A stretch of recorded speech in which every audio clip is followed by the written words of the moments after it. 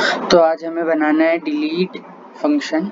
अब डिलीट में मैंने पहले आप लोगों को डिलीट फ्रंट और डिलीट एंड सिखा दिया है। अब बात आती है डिलीट आफ्टर। पर डिलीट आफ्टर बनाने का क्या कोई मतलब रह जाएगा? तो इसका जवाब है नहीं।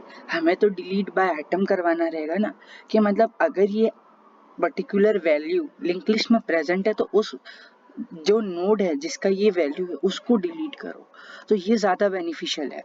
तो इसलिए हम बनाएंगे डिलीट फंक्शन जो कि डिलीट करेगा इन मिड, यानी कि मिडल कोई भी वैल्यू के हिसाब से वो डिलीट करेगा। ठीक है, अब आप चाहो तो इसे नाम कुछ भी दे सकते हो, वो आपकी चॉइस है। अब यहाँ पे डिलीट के लिए जो मतलब जिस नोड में वो डेटा है उसको मैं टेम्प अज्यूम कर रहा हूँ, और ये डेटा हमें कहाँ से मिलेगा? तो याद होगा आपको, मैंने पहले सर्च फंक्शन बनाना सिखाया था। तो उस सर्च फंक्शन की मदद से ये वो पर्टिकुलर आइटम वाले नोड को सर्च करेगा। अब बात आती है कि हम पहले यही चेक करेंगे कि भाई हमारा लिंक लिस्ट एम्प्टी तो नहीं। अगर वो एम्प्टी है इसका मतलब ये कि हमारे पास कोई डिलीट करने का ऑप्शन ही नहीं है, उस केस में हम रिटर्न करवा देंगे एलिफ।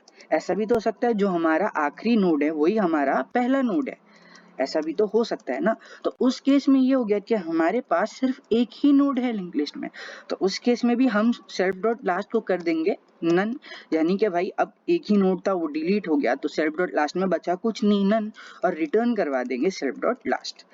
आपको यहाँ तक समझ में आया होगा ऐसा मैं फील करता हूँ। अब आगे बढ़ते, अब हमारा मेन केस आएगा कि हमें डिलीट करना है मिडल एलिमेंट को। तो उसके लिए सबसे पहले तो हमें एक ट्रैवर्सल लगेगा जो कि इटरेट करेगा, और उसको इटरेट हम फर्स्ट एलिमेंट के बाद से करवाएंगे, यानी फर्स्ट एलिमेंट से करवाएंगे। तो पहले self dot last dot next आ जाएगा ट्रैवर्सल में, फिर एक व्हाइल लूप लगाएंगे जो कि ट्रैवर्सल के नेक्स्ट में क्या नहीं होना चाहिए। ट्रैवर्सल के नेक्स्ट में अगर टेम्प आ जाता है तो उस केस में वो स्टॉप कर जाएगा, नहीं तो वो हर केस में चलेगा। और क्या चलेगा? वो traversal equal to traversal dot next, यानी एक कदम आगे बढ़ेगा। जिस वक्त ये कंडीशन फॉल्स होगी उसका मतलब ये होगा कि ट्रैवर्सल के नेक्स्ट में अब वो वेरिएबल है, वो नोड है जिसे हमें डिलीट करना है। ठीक है, तो उस केस में हमें क्या करना है वो हम देखेंगे। उससे पहले ऐसा भी तो हो सकता है कि ट्रैवर्सल आगे बढ़ते बढ़ते वापस फर्स्ट एलिमेंट पे आ जाए, तो हम ये भी तो नहीं चाहेंगे कि वो फर्स्ट एलिमेंट पे आ जाए, यानी circular link list infinite times घूमेगी। तो उसे स्टॉप करने के लिए हमने ये कंडीशन दिया कि अगर ट्रैवर्सल के नेक्स्ट में पहला एलिमेंट आ जाता है self dot next last dot next आ जाता है तो हमें ब्रेक करना है, नो मैटर कुछ भी हो पर हमें ब्रेक करना है, क्योंकि इस केस में हमारे पास कोई ऑप्शन ही नहीं बचा। इसका मतलब ये था कि एलिमेंट प्रेजेंट ही नहीं था, वो नोड था ही नहीं। अब हम बात करेंगे अपने मेन काम की जो है अपना डिलीशन।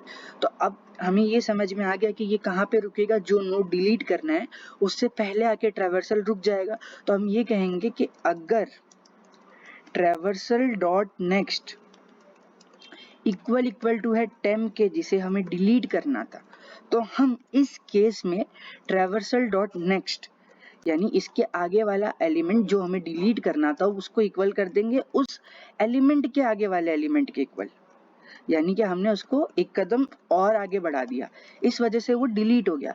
ट्रैवर्सल के बाद वाले एलिमेंट वो नोड है जिसे हमें डिलीट करना था, तो हमने ट्रैवर्सल के बाद वाले एलिमेंट का रेफरेंस दिया ट्रैवर्सल के नेक्स्ट में। आई होप आपको समझ आया होगा। लेट्स सी इसे रन करके देखते हैं। तो आपको डिलीट आफ्टर, जैसे अभी मैंने आपको बताया डिलीट आफ्टर बनाने का कोई मतलब ही नहीं रहेगा, क्योंकि हम जब डिलीट करते हैं तो हमें एक पर्टिकुलर वैल्यू से डिलीट करना रहता है, ना कि उस पोजीशन से। हालांकि हम वो भी बना सकते हैं, तो मैंने डिलीट मिड फंक्शन बनाया जिसमें हमें एक नोड का रेफरेंस देना रहेगा कि कौन से वैल्यू को हमें डिलीट करना है। तो पहले मैं इस फंक्शन को कमेंट करता हूँ और नॉर्मल जो हमारी लिंक लिस्ट है वो आपको रन करके बताता हूँ।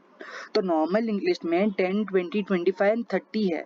अब मैं ये चाह रहा हूँ कि जो 20 एलिमेंट है वो डिलीट हो जाए, तो इसलिए इसको हमें अनकमेंट करना पड़ेगा और रन करना पड़ेगा। तो आप देख सकते हैं कि 20th एलिमेंट डिलीट हो गया सक्सेसफुली। तो इस वीडियो के लिए इतना ही, थैंक यू।